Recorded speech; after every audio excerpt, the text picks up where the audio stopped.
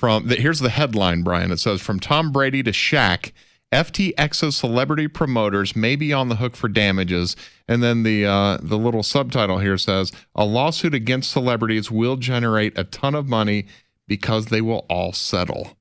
They're going to be out and then out some more, huh? Yeah, I mean they're gonna have to, because they want to protect their name, right? He owes over 1 million customers money. Wow, really? 1 million.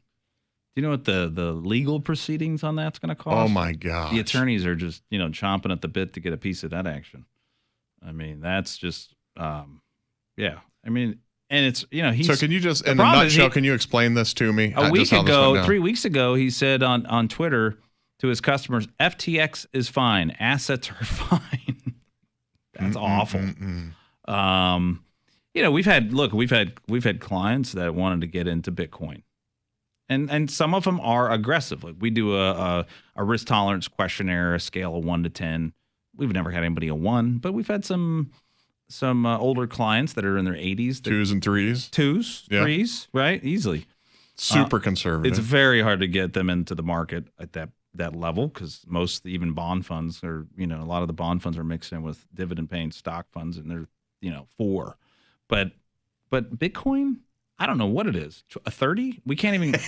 On a scale from 1 to 10. On a scale of 1 to 10, yeah. We can't even rate it. Yeah. I mean, it's not even. It's not even a 10. It's because of the volatility is so insane.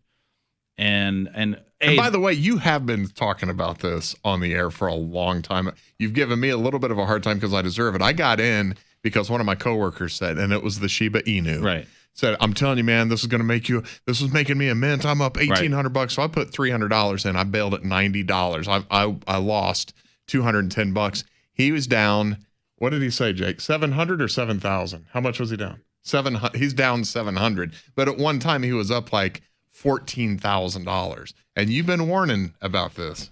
Right. You have. Well, because people don't understand the risk. We measure it in volatility or standard deviation. We had a portfolio that was available to us on a platform that we could get into. It's basically Bitcoin futures, right? It would basically be trading at 24 hours, and it's this algorithm that would be tracking Bitcoin, and it would trade. It'd go to cash. Day trading for you in a way? Yeah, in a way. It would basically go to cash when it would get volatile. And it's reduced their risk by 300% of Bitcoin, but it's still down 50%. Yeah, oh yeah. Because it's so hard. Can't overcome that kind of It's deficit. so hard to know. It looks like it's going up, and it goes up, and then it gets back in, and boom, it sells off, right? And it's still lower risk, but it's just for the average person. And the bigger issue is when we've had a lot of people that come up to me, even at my kid's soccer game, right? Or, you get it everywhere. Family, friends, right? They're like, hey, Brian, I'm thinking about taking some money in the savings account. Yeah. That I was going to save for the kids' college, but I'm thinking about putting in Bitcoin because my friend, he made, 1,000% on this. And, my other friend, at work, he made $10,000 in Bitcoin in like 2 months. And I'm missing out. Fear of missing out, FOMO, right? Yep. And everybody has it. We've all done it. We've all done it in whether it's real estate, stocks, the dot-com bubble, Bitcoin, whatever the next thing is going to be. And we all have that. Yeah, sure. You want to take a little bit.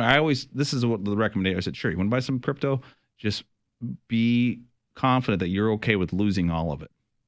I had a client wanted to put 50 grand into this crypto fund that we had available to us. I said, I just want you to know, just be comfortable. I will go ahead and do it if you want, but you're gonna have to sign something. I am okay. If you could put this money in a bag and burn it and be okay, right, then it's okay. I said, I wrote it up and I emailed it to him, and I said, if you're okay with losing all this money against my recommendation, we'll be happy to do it for you. Yeah. Guess what? He didn't sign.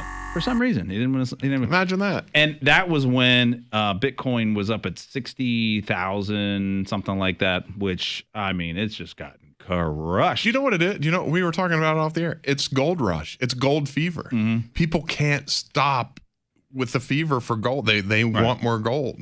It's the new gold rush. Yeah, it's basically the same thing, right? And we saw it in dot-com bubbles. We had... Except gold is still worth something. Right. Right. And look, it can happen in real estate. It's just a little more difficult when you have true value, right? Like in real estate, now Most banks are you get 75% or 80% loan to value, right? They won't let you borrow more than 80%, right, of the value of the property. Right. So they figure, hey, if the Meaning 20% down? right, Yeah, right, 20 to 25% down, and it's probably going to be increasing on investment properties. We're talking about, folks, not your primary home. Those are completely different guidelines for Gotcha. lending. And you can walk away because, look, banks have been burned so many times before. This isn't their first rodeo. I mean, the bank executive may be new at the company, but they've been in the business for 45 years. They had right? to get bailed out somehow. Right. In 2008, they all have a fresh memory still of what happened. And so crypto is like, okay, you go in and then you can leverage it and get a margin account and borrow against it. And then it drops 80%. And all of a sudden the margin call comes up and you're like, whoa, wait a second. I owe money. I got to take money from somewhere else to cover this. And that's what happened. It dropped so fast and he didn't have the money. He didn't have the money to cover it. That's why he's got 1 million creditors after him, facing criminal charges. And another company. We're talking about the kid, right? Yeah, the kid. FTX kid, the 28, 27, however old he was. Yeah. Or is. What does it say how old he is? I was actually going to look that. Sam, I think he's under 30. Sam Bankman-Fried. Yeah, Fried. Anyways, he was the founder and chief executive. I think somebody else stepped in.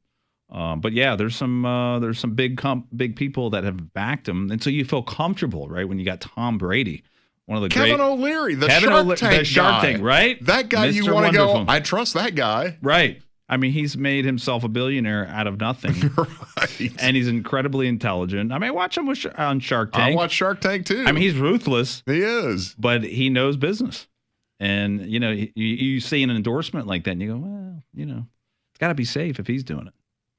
And he was just one of the few. I mean, what's Tom Brady worth? I mean, you would think that somebody like Tom Brady would. I mean, I got to tell you this. At the end of the day, boring is okay. Boring is okay. Long-term investing, buying, holding, whether it's stock market, real estate, your business, doing something that and understand. Here's the issue I always convinced everybody out of buying crypto was this. And it's just been the last few years, the craze, the questions have kind of been coming to us. Because people don't even know crypto, 5 years ago? Yeah. 7 years? I mean, come on. People are like, what? Crypto? What? Bitcoin? But I said, can you explain it to me? I mean, the biggest investor we actually saw had 60,000. I mean, that was a couple years ago. So it's, maybe he's got 150,000 now or whatever. But I said, can you explain what Bitcoin is or, whatever? I have not gotten a solid answer back.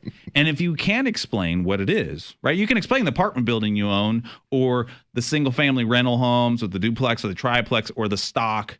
No, I own a stock in McDonald's, right? Yep, I own a 1/1,000,000%, right? Yeah. Because I own 100 shares in McDonald's, and that's a corporation that has real assets. They have intangible assets, right? They've been around for how many years, right? They have a portion of the value of that company, a real value versus this, figment of imagination. Brian's been talking about it for a long time, man. Get a hold of us at retirementplannow.com. If you have crypto questions, retirementplannow.com.